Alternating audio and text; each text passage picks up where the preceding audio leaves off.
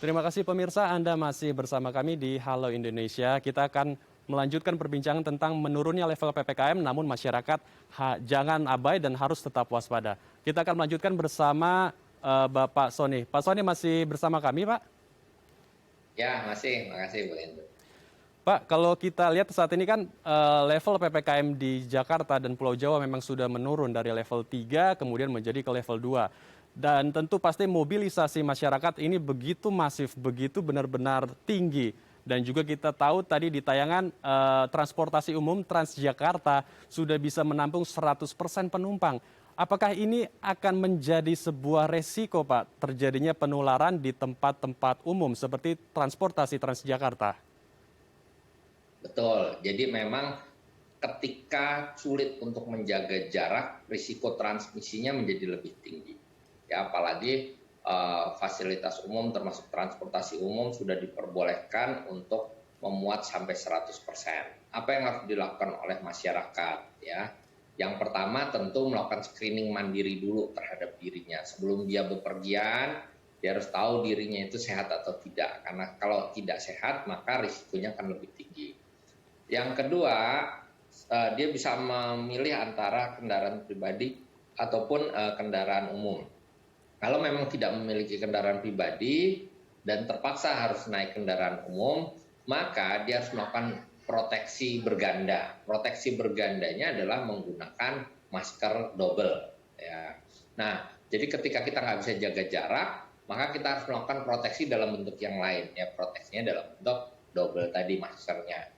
Nah, itu akan memberikan proteksi yang jauh lebih baik.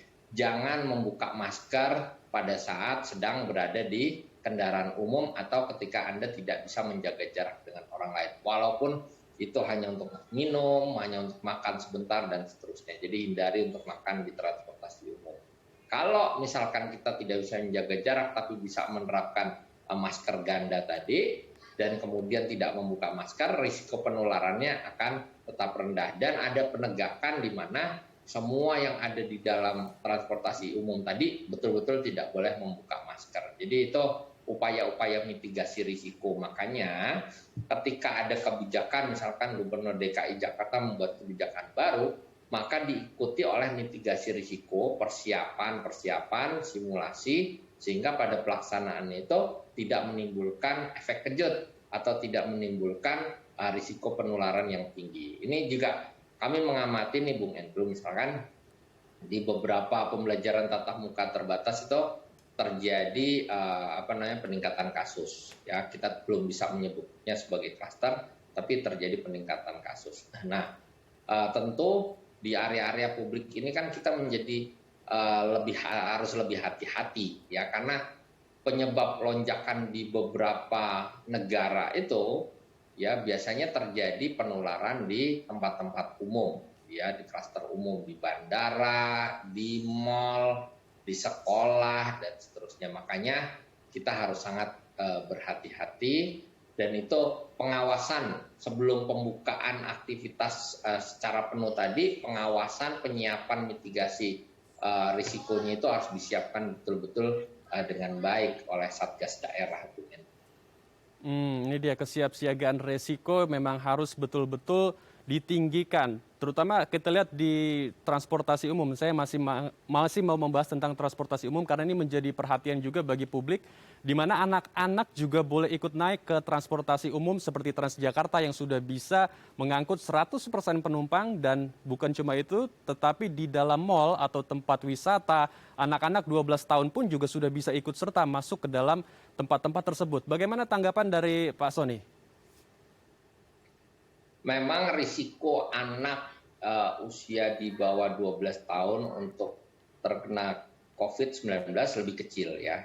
Tetapi intinya bahwa anak di bawah 12 tahun pun tetap berisiko tertular COVID-19 dan mereka belum divaksin. Nah, kenapa ini diperbolehkan? Ya karena kita ini kan menuju transisi ya Bung Andrew ya.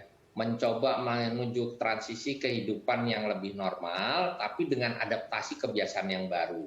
Anak di bawah 12 tahun itu juga sudah diperbolehkan pembelajaran tatap muka terbatas. Nah, mereka ini kan harus disiapkan untuk beradaptasi. kalau anak-anak di bawah 12 tahun ini tidak diperbolehkan beraktivitas, ya, mereka tidak akan terbiasa untuk melakukan adaptasi tadi. Sehingga tantangannya bagi mereka nanti justru terjadi pelanggaran protokol kesehatan karena mereka tidak terbiasa.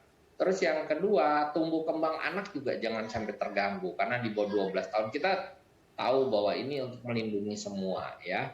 Tetapi anak juga harus dibiasakan untuk beradaptasi dengan kondisi yang ada. Apalagi transisi dari pandemi ke endemi itu kan butuh waktu juga.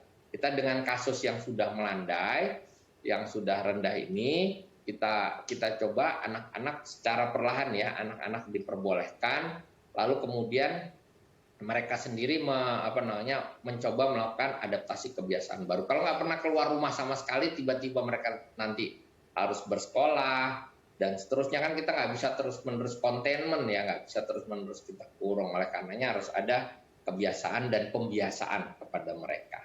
Tapi dengan penuh kehati-hatian dan pendampingan dari orang tua, gitu, Bu Henry.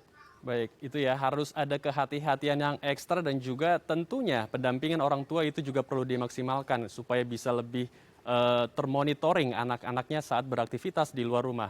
Pak Sony, terakhir, saat ini kita sudah memasuki akhir tahun di mana biasanya banyak warga yang beryuforia, terutama melihat angka kasus kita yang sudah mulai menurun, ada pelonggaran-pelonggaran peraturan, PPKM pun sudah menjadi level 2, dan biasanya di libur panjang Nataru atau Natal dan Tahun Baru, ini menjadi sebuah momen bagi warga untuk keluar kota, untuk jalan-jalan, dan kemudian akhirnya di awal tahun terjadi ledakan kasus COVID-19.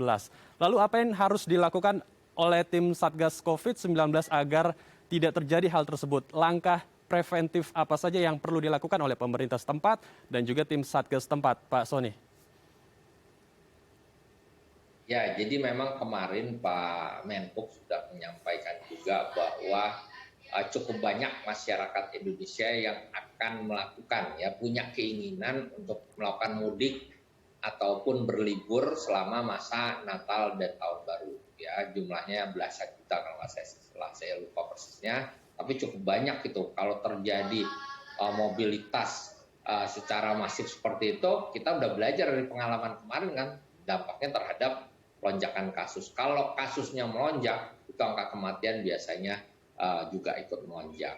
Nah, oleh karenanya, yang pertama, pemerintah sedang mempersiapkan skenario pengaturan mobilitas. Ya, skenario pengaturan mobilitas adalah misalkan dengan memindahkan hari liburnya sehingga tidak mungkin orang melakukan cuti bersama. Ya, jadi skenario mobilitas sedang dilakukan. Lalu kemudian yang berikutnya kita percepat upaya vaksinasi nih. Jadi sebelum akhir tahun, percepatan vaksinasi termasuk percepatan vaksinasi lansia juga dilakukan. Lalu kemudian yang berikutnya kita memastikan bahwa tempat-tempat tujuan wisata tadi betul-betul sudah sesuai standar untuk penerapan protokol kesehatan, ya.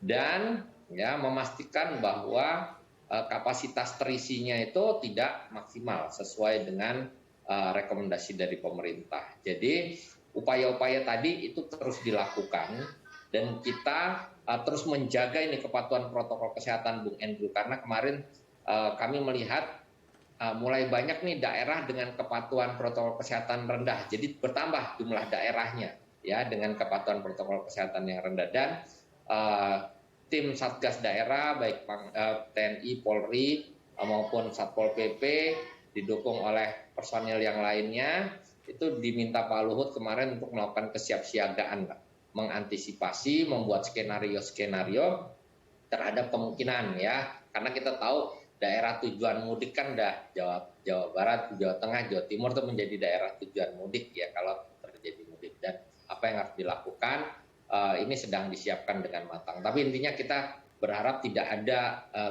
libur panjang, ada skenario untuk penggeseran hari libur yang memungkinkan orang untuk cuti tadi, sehingga tidak ada orang mengambil cuti. Kira-kira demikian, Bu Andrew. Baik, kita harapkan diskusi kita hari ini, Pak Sony, bisa menjadi informasi yang bermanfaat bagi pemirsa di rumah agar bisa tetap terus waspada dengan menerapkan protokol kesehatan 5M dan setidaknya ya bisa menahan diri di libur Natal dan Tahun Baru agar tidak bepergian keluar rumah dan setidaknya ya agar bisa tetap menekan laju peningkatan angka kasus COVID-19 yang sekarang ini sudah mulai membaik. Terima kasih Pak Sony telah bergabung bersama kami di Halo Indonesia. Terima kasih Bang Andrew, terima kasih. Salam sehat Pak Sony. Baik pemirsa, usai jeda kami akan menghadirkan informasi menarik dan inspiratif lainnya. Tetap bersama kami di Halo Indonesia.